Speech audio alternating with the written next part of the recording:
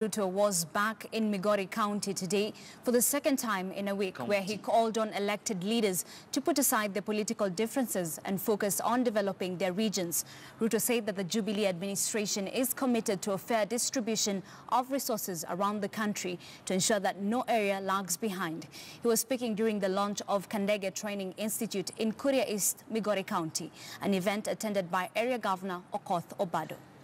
Kile siasa ya bure, lakini tunataka siasa ya maendeleo. Na mimi kama gavana wenu, kama mtumishi wenu, nataka mnipatie ruhusa ya kutembea na naibu wa rais kila mahali ili watu wangu wa Migori County wapate maendeleo. Sitakuwa sawa? Hizi stories zingine mingi kama hii ya mamba ambayo iko hata kwa Biblia, nataka tuikemee kabisa. Mambo ya barabara, ya sitima, ya maji, ya watoto kusoma, ya hospitali, hiyo mambo tutaongea siku gani kama kazi yetu ni kuongea siasa morning, evening, January, December, Sunday, Monday, mpaka sikujui siku gani. So, jameni, mimi nataka niwaombe.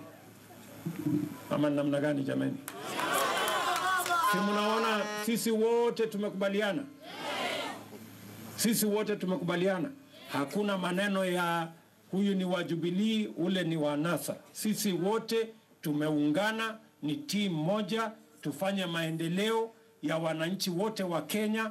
Wananchi wako na akili. Ikifika wakati wa siasa, watajua ni kina nani wa kufanya kazi, ni kina nani wa kupiga nduru.